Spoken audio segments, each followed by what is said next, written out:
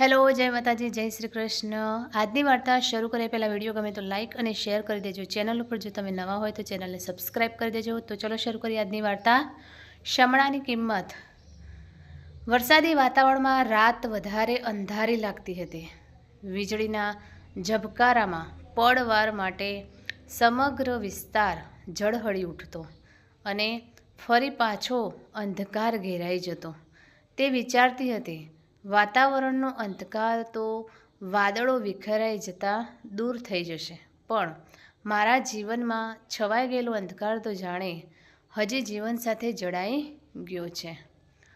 પણ મેં જ આંખો મીચી દીધેલી હતી। હવે આજે જ્યારે સારનું ભાન આવ્યું છે, ત્યારે ચારે બાજુ ઘનઘોર અંધકાર સિવાય કશું જ નજરે નથી પડતું। શમ્સને તો હું ગુમાવી જ ચૂકી છું। ઘૂર અંધકારમાં અચાનક એક ચહેરો વીજળીની માફક તેની નજર સામે ઝબકી ઉઠ્યો, ત્યારે તેનાથી અનાયાસ એક નિશ્વાસ મુકાઈ ગયો। શમ્સની વાત એ વખતે મેં જો માની લીધી હોત તો આજે મારી જિંદગી આટલી અંધારી ન હોત। એ તો મને રોશની દેખાડતો હતો અને તમરોઝ ખાન। ફરી એક વખત કડાકા સાથે વીજળી ઝબકી અને તમરોઝ ખાનની આકૃતિ તેની નજર સામે પ્રકટ થઈ ઉઠી। રૂઆબદાર અને આકર્ષક ચહેરો, વિશાળ કપાળ, નીચે મોટી મોટી પાણીદાર આંખો, સાફ ચહેરા પર ઘાટી મૂછોને લીધે તેનું વ્યક્તિત્વ વધારે રૂઆબદાર લાગતું હતું। તેના આવા ધારદાર વ્યક્તિત્વનું એક પાસું તેની અપાર દોલત પણ હતું। શ્રીમંતાઈનો અભરખો તો તેને સમજણી થઈ ત્યારથી હતો। તેનો જન્મ અને ઉછેર એક ગરીબ કુટુંબમાં થયો હતો, પણ તેના સપના હંમેશા ટોચ પર પહોંચવાના રહેતા। તેનું એક કારણ તેની અમાપ સુંદરતા હતું। પોતાના રૂપ પર તે ભારે ગર્વ અનુભવતી હતી। તદુપરાંત પોતાના કુટુંબની પરંપરા વિરુદ્ધ જઈને અબ્બાજાને તેને ઉચ્ચ શિક્ષણ અપાવ્યું હતું। એ પોતાની પુત્રીને કોઈ અમીર કુટુંબમાં વળાવવા ઈચ્છતા હતા। રાબિયા પોતે પણ કંઈક એવી જ ઈચ્છા રાખતી હતી, એટલે સામાન્ય પ્રસ્તાવોને તે આગળ પાછળનો વિચાર કર્યા વિના જ ઠોકરે ઉઠાવતી રહી હતી। તેને કોઈ રાજકુમારની રાહ હતી, પણ એ રાહ કેવળ રાહ જ બની રહી। આમ અબ્બાજાન પણ મોતની ચાદર ઓઢીને કબરમાં સૂઈ ગયા। પિતાના મૃત્યુ પછી અમ્મીજાનની ખૂબ જ ઈચ્છા હતી કે રાબિયાની શાદી તેના ભત્રીજા અસલમ ખાન જોડે થાય, પણ રાબિયાને સ્પષ્ટ ઇનકાર કરી દીધો। તેણે તો મનમાં જાણે નક્કી કરી લીધું હતું કે તેને પોતાની પસંદગીનો પુરુષ ન મળે ત્યાં સુધી શાદી કરવી જ નહીં, કોઈ પણ બોજારૂપ ન બને। એટલા ખાતર રાબિયાએ નોકરી માટે પ્રયત્ન શરૂ કર્યા અને થોડા જ પ્રયત્નોમાં અંતે એક ખાનગી ઓફિસમાં તેને પર્સનલ સેક્રેટરીની નોકરી મળી ગઈ। અહીંથી રાબિયાની જિંદગીનો એક નવો વળાંક શરૂ થયો। ઓફિસના માલિક તમરોઝ ખાનના આકર્ષક વ્યક્તિત્વથી રાબિયા પહેલા દિવસથી જ પ્રભાવિત થઈ ગઈ। તમરોઝને જોઈને તેની કલ્પના જાણે સાકાર થઈ ઉઠી। રાબિયાને આવા દેખાવડા, ભણેલા ગણેલા અને શ્રીમંત પુરુષની જ તમન્ના હતી। મુખ્ય મુશ્કેલી એ હતી કે તમરોઝ ખાન શાદીશુદા હતો। એ પતિ હોવા ઉપરાંત કેટલાક બાળકોનો પિતા પણ બની ચૂક્યો હતો। આવા સંજોગોમાં તેના વિશે વિચારવું પણ અર્થહીન હતું। પરંતુ એક દિવસ એવો આવ્યો કે તેના વિચારોનું વહેણ જાણે અચાનક અટકી ગયું। એ દિવસે સવારે જ અસલમ ખાન બાબતમાં અમ્મીજાન જોડે જીભાજોડી થઈ ગઈ હતી। ઓફિસે પહોંચ્યા પછી પણ તેના મગજ પરથી એ ભારણ ઓછું નહોતું થયું। રોજ ખુશ મિજાજ રહેતી રાબિયાની ઉદાસી તમરોઝ ખાનના ધ્યાન પર તરત જ આવી ગઈ। તેણે વિના વિલંબે પૂછ્યું, કેમ આજે આટલી બધી ઉદાસ છે રાબિયા? ઘરમાં કંઈ થયું છે? ખાસ કશું નથી, પણ મારા અમ્મીજાન શાદી કરી લેવાનું ભારે દબાણ કર્યા કરે છે। રાબિયાએ મ્લાન સ્મિત કરતા તમરોઝ ખાનનો જવાબ આપ્યો, અરે એ તો સારી વાત ગણાય, તને મૂંઝવણ શી છે? તમરોઝ આશ્ચર્યથી બોલી ઉઠ્યો, હું તો એવું જ સમજું છું કે દરેક છોકરીએ પોતાનું ઘર વસાવવાનો ખૂબ ઉમંગ હોય છે। તમારી વાત સાચી જ છે। તમરોઝની વાત વચ્ચેથી જ અટકાવીને રાબિયાએ કહ્યું, હું શાદીની વિરુદ્ધમાં નથી, પણ છોકરીની પસંદગીનું મહત્ત્વ જ ન હોય એવી શાદીની હું વિરોધી છું. હું સમજ્યો નહીં. તમરોજે પૂછ્યું. એટલે એમ કે મારી અમ્મીજાન મારા મામાના દીકરા સાથે મારા નિકાહ કરાવવા ચાહે છે, જ્યારે એ મને બિલકુલ ગમતો નથી, કારણ કે એ ખાસ કંઈ ભણેલો નથી. તદુપરાંત તેનો ધંધો પણ ઠેકાણાસર નથી. રાબિયા બોલી. શું કરે છે એ? તમરોઝને રાબિયાની વાત વચ્ચેથી જ અટકાવીને રાબિયાએ કહ્યું, હું શાદીની વિરુદ્ધમાં નથી, પણ છોકરીની પસંદગીનું મહત્ત્વ જ ન હોય એવી શાદીની હું વિરોધી છું. હું સમજ્યો નહીં. તમરોઝે પૂછ્યું. હું સમજ્યો નહીં. એટલે એમ કે મારી અમ્મીજાન મારા મામાના દીકરા સાથે મારા નિકાહ કરાવવા ચાહે છે, જ્યારે એ મને બિલકુલ ગમતો નથી, કારણ કે એ ખાસ કંઈ ભણેલો નથી. તદુપરાંત તેનો ધંધો પણ ઠેકાણાસર નથી. રાબિયા બોલી. શું કરે છે એ? તમરોઝને રાબિયાની વાતમાં રસ પડવાથી તેણે પૂછ્યું. એ કાર મિકેનિક છે. રાબિયાએ મોં બગાડીને કહ્યું. આખો દિવસ તેના ખંડેર જેવા ગેરેજમાં મોટરોનું રિપેરિંગ કર્યા કરે છે. એ કામ પણ કંઈ ખરાબ તો નથી જ. તમરોઝે ધ્યાનથી તેની સામે જોઈને કહ્યું. એમાંથી તો એ સારું એવું કમાઈ લેતો હશે. આજકાલના ભણેલા ગણેલા બેકારો કરતાં તો સારું જ છે. પણ એ માણસ મને પસંદ નથી. તેણે તમરોઝની વાત વચ્ચેથી જ કાપી નાખી.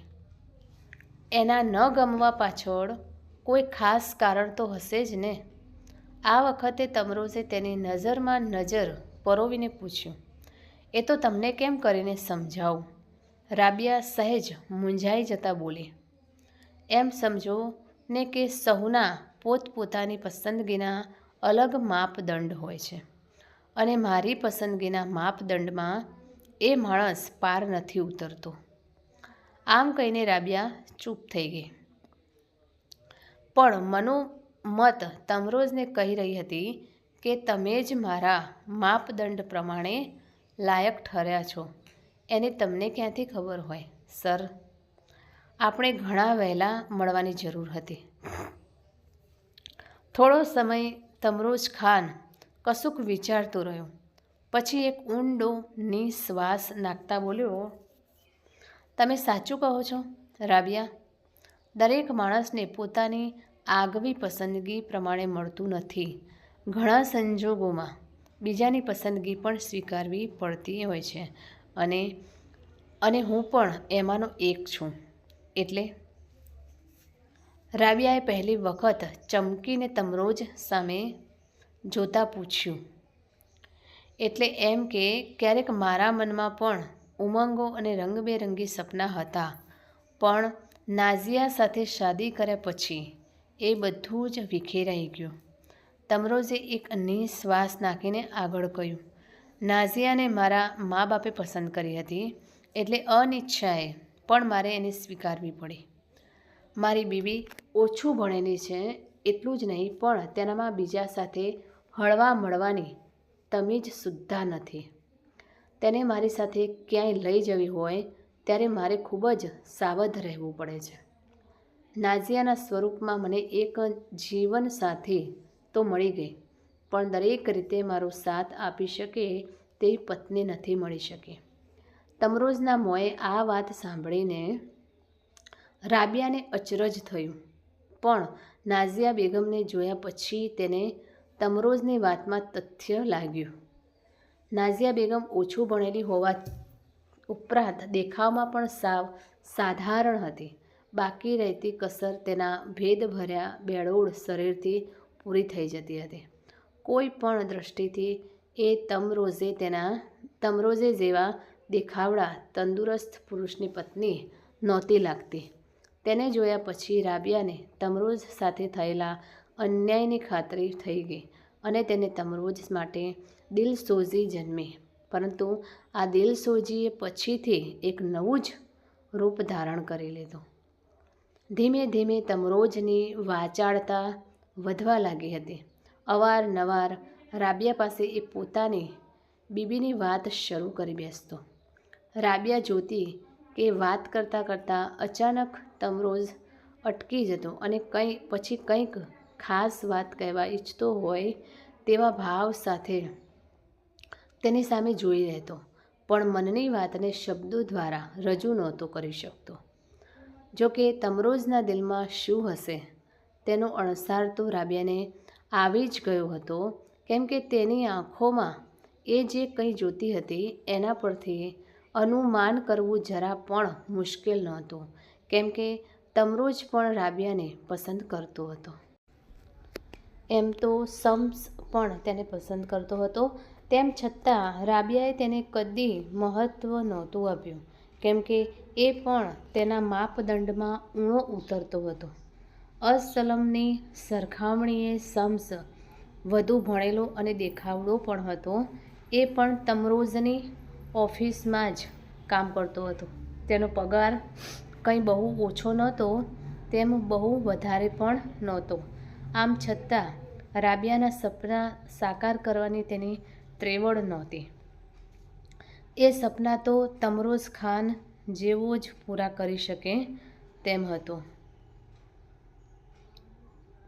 જ્યારે શમ્સે તેની સામે શાદીનો પ્રસ્તાવ મૂક્યો ત્યારે તેને કશું વિચાર કરવાનું પણ જરૂરી ન લાગ્યું અને તેની દરખાસ્તનો તરત જ અસ્વીકાર પણ કરી નાખ્યો, કારણ કે તેને તો માત્ર તમરોઝ ખાન તરફથી પ્રસ્તાવ આવવાનો ઇંતજાર હતો. જોગાનો જોગ તેની આ ઈચ્છા પણ જલ્દી પૂરી થઈ ગઈ. તેની સામે શાદીની દરખાસ્ત મૂકતા પહેલાં તમરોઝે વિગતવાર ભૂમિકા બાંધી હતી. તેણે કહ્યું હતું, રાબિયા નાઝિયા સાથેનો મારો સંસાર તદ્દન ફિક્કો છે. હવે મુશ્કેલી એ છે કે એને છોડી શકાય એવા સંજોગો નથી રહ્યા, કારણ કે એ મારી બીબી હોવા ઉપરાંત મારા સંતાનોની અમ્મી પણ છે. બાળકોને તેમનીમાંથી વિખૂટા પાડવાનું હું જરા પણ પસંદ નથી કરતો. આટલું કહીને એ જરા અટક્યો, પછી આગળ બોલ્યો, એટલે મને વિચાર આવે છે કે નાઝિયાને તેના બાળકોની સંભાળમાં જ વળગારી રાખીને તેમજ ઘરનો વ્યવહાર સંભાળવાનું સોંપી દઈએ. મારી પોતાની સંભાળ રાખવાની જવાબદારી તને સોંપી દઉં. તમે કેવી વાત કરો છો? પોતાનો ઉછાળા મારતો હર્ષ કાબૂમાં રાખીને ચોંકી ઉઠવાનો પ્રયત્ન કરતાં તેણે પૂછ્યું. રાબિયા જાણતી હતી કે વહેલી કે મોડી આ પ્રકારની વાત તેની સમક્ષ મૂકવાની જ હતી. હું ખરું કહું છું રાબિયા, તમરોઝ કહેતો હતો, મારી બેટર હાફ માટેની જે કંઈ કલ્પના છે એ બધી જ તારામાં મને દેખાય છે. મને ખરેખર તો તારે વહેલા મળવાની જરૂર હતી. રાબિયાને સમજાતું નહોતું કે શો જવાબ આપવો. શરમને લીધે તેના ચહેરા પર લાલી પ્રસરી ગઈ. થોડો વખત ઢળેલા ચહેરે તે બેસી રહી, પછી સહેજ અટકીને બોલી, પણ સર, આવું કઈ રીતે બની શકે? તમારી બીબી અને સંતાનો. તમરોઝે પોતાના માથા ઉપરથી મોટો બોજો હટી ગયો હોય તેમ ઊંડો શ્વાસ લેતા કહ્યું, એ બધું તું મારા પર છોડી દે. આ માટે તારે ચિંતા કરવાની જરૂર નથી. ખરેખર તો નાઝિયાની હયાતીનું મારે મન કશું જ મહત્ત્વ નથી. અમારા સંબંધ પણ નામ પૂરતા જ રહ્યા છે.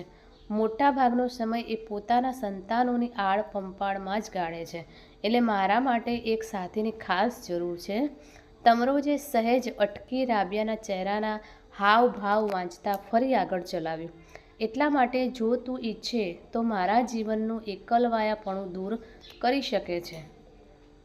વળી આમાં કોઈ ગુનો પણ નથી બનતો, કેમ કે આપણો મઝહબ પણ એની રજા આપે છે.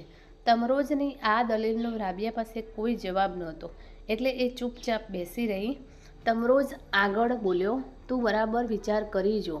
મારે એવી કશી ઉતાવળ નથી. હા, એટલી સ્પષ્ટતા કરી દઉં છું કે તારે નાઝિયા સાથે નહીં રહેવું પડે. શાદી પછી આપણે જુદા ઘરમાં રહીશું. વધારે તો કશી આશાઓ નથી આપતો, પણ મારા તરફથી તને કદાપી અસંતોષ નહીં રહે એની ખાતરી આપું છું. પોતાને મનપસંદ જીવનસાથી મળવાનો છે એ વાતનો આનંદ તેના નાનકડા અંતરમાં ઉછાળા મારવા લાગ્યો. તમરોઝની એક બીબી પહેલેથી હયાત હોવા છતાં તેનો સઘળો પ્રેમ પોતાની ઉપર જ વરસવાનો છે. એ ખાતરી તેના મનમાં હોવાથી તેને કશો ખચકાટ નહોતો રહ્યો. તેણે મન થઈ ગયું કે તમરોજની વાતનો એ જ ક્ષણે એકરાર કરી લે, પણ એવી ઉતાવળ તેને વ્યાજબી ન લાગી. તેણે ધીમા સ્વરે જવાબ દીધો, અત્યારે તો મારાથી કોઈ નિર્ણય નહીં લઈ શકાય. ઠંડા કલેજે વિચાર્યા પછી જવાબ આપીશ. એ દિવસ પછી બંને એકબીજાની વધારે નિકટ આવી ગયા. હવે તમરોજ રાબિયાને પોતાની સાથે ફરવા પણ લઈ જતો હતો. રાબિયાને પણ તેમાં કશું અયોગ્ય નહોતું લાગતું. તમરોજની તે દિવસની સ્પષ્ટતા પછી સમાજનો પણ હવે ડર નહોતો રહ્યો. ધીમે ધીમે બંનેની વધતી જતી નિકટતાની છાની છપની ચર્ચા ઓફિસના સ્ટાફમાં વધવા લાગી, પણ તમરોજ કે રાબિયાને રૂબરૂ કશું કહેવાની હિંમત કોઈ નહોતું કરતું. એક દિવસ લંચ બ્રેકમાં રાબિયા કેન્ટીનમાં બેઠી હતી. ત્યાં શમ્સ તેની પાસે આવીને બેસી ગયો. શમ્સનો પ્રસ્તાવ તેણે સ્વીકાર્યો નહોતો, તે માટેનો કોઈ ડંખ તેના મનમાં નહોતો. એ હજુ પણ એક શુભેચ્છક મિત્ર તરીકે જ રાબિયાને જ મળતો હતો.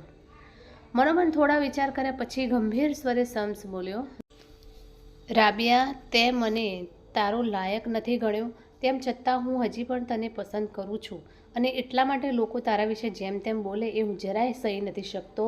તને કદાચ ખબર નહીં હોય, પણ આજકાલ ઓફિસમાં તારી અને સરની બાબતમાં જાતભાતની ચર્ચાઓ અને અફવાઓ ફેલાઈ રહી છે. શી બાબતની અફવાઓ ફેલાઈ છે? રાબિયાએ શમ્સની આંખોમાં આંખો પરવી સ્મિત કરતાં પૂછ્યું. પછી આગળ બોલી, અફવાઓ તો પાયા વિનાની હોઈ શકે છે શમ્સ. તમરોજ, પણ અમે તો બંને ખરેખર એકબીજાને ચાહીએ જ છીએ. શું? આશ્ચર્યથી શમ્સની આંખો ફાટેલી જ રહી. તેને રાબિયા તરફથી આટલી બધી સ્પષ્ટ વાતની અપેક્ષા નહોતી. થોડી ક્ષણો અચંબાથી તેની સામે તાકી રહ્યા પછી શમ્સ બોલ્યો, રાબિયા, અણસમજમાં તું કયા માર્ગે આગળ વધે છે તેનો તને ખ્યાલ નથી. આવા માર્ગનો કોઈ છેડો નથી હોતો એ તું જાણે છે. મારા માર્ગમાં કોઈ છેડો નહીં આવે તેમ શા ઉપરથી તમે કહી શકો? શમ્સ, હું કોઈ અણસમજુ છોકરી નથી. મારું દરેક પગલું હું સમજી વિચારીને ઉઠાવ્યું છે. સૌના પ્રણયની જે મંજિલ હોય છે એ મારી પણ હશે, એટલે કે શાદી. રાબિયાએ શમ્સને સ્પષ્ટ જણાવ્યું. શી વાત કરે છે? શમ્સે સહેજ ચમકી ઉઠતા પૂછ્યું. તું સર સાથે નિકાહ પઢીશ, એમની શાદી થયેલી છે એની તને ખબર નથી? હું બધું જ જાણું છું. મને ખબર છે એ શાદીશુદા છે અને તેમને 4 સંતાન પણ છે. મરમાળું સ્મિત કરતા રાબિયા બોલી, અને છતાં તું તેમની જોડે શાદી કરવા માગે છે? શમ્સનો અચંબો વધતો જતો હતો. હા, એમાં વાંધો શું છે? બેપરવાહીથી વાળને ઝટકો મારીને પાછળ ધકેલતા રાબિયા બોલી, એક મર્દ એક કરતાં વધારે બીવીઓ ન રાખી શકે? આપણો મહઝબ જ આ માટે રજા આપતો હોય પછી એ ગુનો પણ નથી બનતો. તમરોજે કરેલી દલીલ આગળ ધરતા રાબિયાએ કહ્યું. મઝહબ? શમ્સે નિસાસો નાખતા કહ્યું. ત્યારે તેના સ્વારમાં થોડી કડવાશ પ્રવેશી ગઈ હતી. આ પણ કેવી વિચિત્રતા છે કે આપણા માટે ફાયદાકારક હોય તેવા જ મઝહબમાં સિદ્ધાંતો આપણને યાદ રહે છે. મઝહબ તો આ સિવાય પણ ઘણું બધું સમજાવે છે. આપણે એ બધું શા માટે યાદ નથી રાખતા? રાબિયાએ કશો જવાબ ન આપ્યો, કેમ કે શમ્સની દલીલનો તેની પાસે કશો જવાબ નહોતો. સમજાતું નથી કે એક પરણેલા અને બાળ બચ્ચાવાળા માણસમાં તને એવું તે શું દેખાયું કે ભાન ભૂલીને તું એને પરણવાની રોડ લઈ બેઠી છે? શમ્સે તેને સમજાવતા કહ્યું, સર તારી સાથે શા માટે શાદી કરવા તૈયાર છે એનો ઊંડાણથી વિચાર કરી જો. તેની બીવી છે, બાળકો છે, પછી તેના જીવનમાં શી ઉણપ છે કે એ તને નહીં સમજાય. શમ્સ, અમુક બાબતો માત્ર અનુભવથી જ સમજાય, તેમનું શબ્દો દ્વારા વર્ણન ન થઈ શકે. રાબિયા બોલી. તેના કહેવામાં પણ તથ્ય હતું કે તમરોજમાં તેને શું દેખાયું એનું વર્ણન કરવાનું તેને માટે કપરું હતું. તું ગમે તે કહે રાબિયા, શમ્સે એક શુભેચ્છક રીતે કહ્યું, તું આ સારું નથી કરતી. કોઈના હકમાં બળજબરીથી ભાગીદાર બનીને તું સુખ શાંતિ નહીં પામી શકે. યાદ રાખજે કે એક દિવસ તને જરૂર પસ્તાવો કોરી ખાશે. એ વખતે હું તને જરૂર યાદ કરીશ. શમ્સ. રાબિયા હજી પણ મલકાતી હતી. નિકાહ ખૂબ જ સાદાઈથી પત્યા. તેમાં તમરોજના 4-5 મિત્રો સિવાય કોઈની પણ ખાસ હાજરી નહોતી. તમરોજમાં કોઈ કુટુંબીઓ શાદીમાં હાજર નહોતા રહ્યા. પછી એ રાબિયાને મળવા માટે પણ કોઈ નહોતું આવ્યું. જો કે તમરોજ સિવાય કોઈની પણ રાબિયાની પરવા નહોતી. તમરોજ તરફથી ભરપૂર પ્રેમ તેને મળતો હતો, એનું જ તેને મહત્ત્વ હતું. તમરોજે તેને શહેરના એક સમૃદ્ધ વિસ્તારમાં સરસ ફ્લેટ ખરીદી આપ્યો હતો.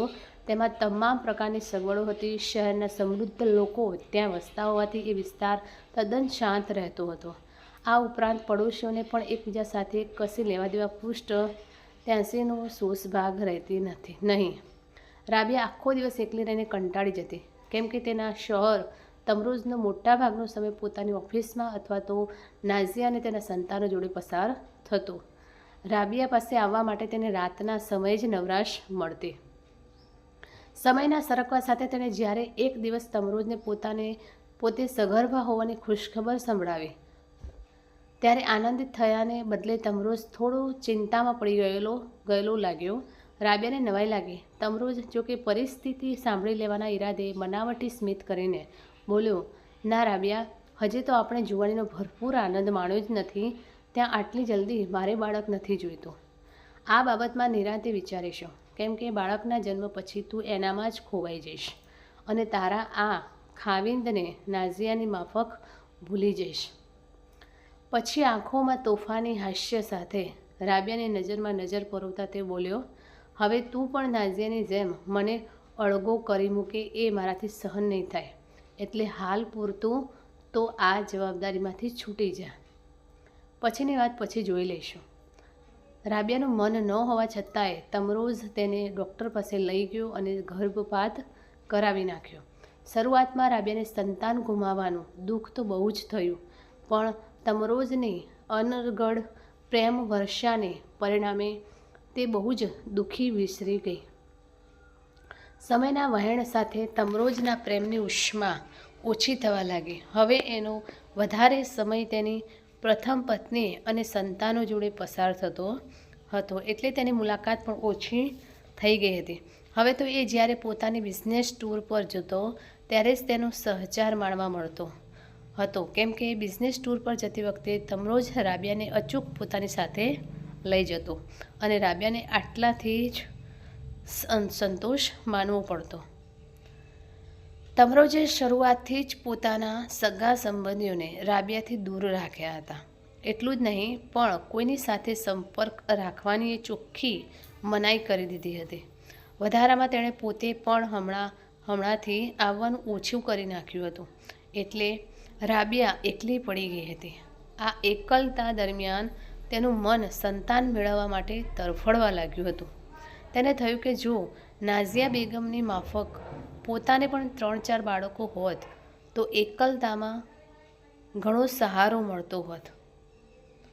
પણ એવું કશું જ નહોતું. કંઈ નહીં તોય એકાદ બાળક હોય તો પણ કેવું સારું રહે. એક દિવસ એક વિચિત્ર વિચારને લીધે તેની શાંતિ જાણે ખળભળી ઉઠી. રાબિયાએ વિચાર્યું, થોડા દિવસના અંતરે પણ તમરોઝ મને મળે તો છે જ, તો પછી બાળક ન થવાનું કારણ શું? ક્યાંક મારામાં તો ખામી નથી ઊભી થઈને? અચાનક ઘેરી વળેલી આ ચિંતાના સમાધાન માટે જ એ ડૉક્ટર પાસે દોડી ગઈ. મહિલા તબીબે ખૂબ ધ્યાનથી તેની વાત સાંભળી અને ઝીણવટથી તેની તપાસ કરી. આ દરમિયાન રાબિયાનું મન જાતની કુશંકા કરતું રહ્યું. એ પોતે પણ જાણતી હતી કે એક વખત ગર્ભપાત કરાવ્યા પછી સ્ત્રીના શરીરમાં ફરીથી સંતાન ન થઈ શકે તેવી ગડબડ પણ પેદા થઈ જતી હોય છે. પોતાના શરીરમાં એવી ગડબડ ન થઈ ગઈ હોય તો સારું, એમ મનોમન રાબિયા ઈચ્છી રહી હતી. પણ તપાસને અંતે હોઠ પર હાસ્ય ફેલાવતી મહિલા તબીબનો ચહેરો તેના જોવામાં આવ્યો, ત્યારે તેને ઠંડક વળી કે પોતાના મનની સઘળી શંકાઓ પાયા વિહોણી પુરવાર થઈ લાગે છે. ડૉક્ટરે તેને પોતાનું નિદાન જણાવતા કહ્યું, રાબિયા બેગમ, તમે કેટલા ભોળા છો. ઓપરેશન કરાવી લીધા પછી કોઈને બાળક થતું હશે? રાબિયાને લાગ્યું કે ડૉક્ટરના શબ્દો રૂપે તેના પર જોરદાર વીજળી ત્રાટકી હતી અને તેના શરીર રાખનો ઢગલો બની ગયું હતું. તો મિત્રો, આ કહાની તમને કેવી લાગી તે કોમેન્ટ કરીને જરૂર જણાવશો. ને વિડીયો પસંદ આવ્યો હોય તો લાઈક અને શેર કરજો તથા ચેનલ પર જો તમે નવા હોય તો ચેનલને સબસ્ક્રાઈબ કરી દેજો. ફરીથી મળીશું આવા જ એક નવા વિડીયો સાથે. ત્યાં સુધી નમસ્તે, જય માતાજી, જય શ્રી કૃષ્ણ, હર હર મહાદેવ. Thanks for watching.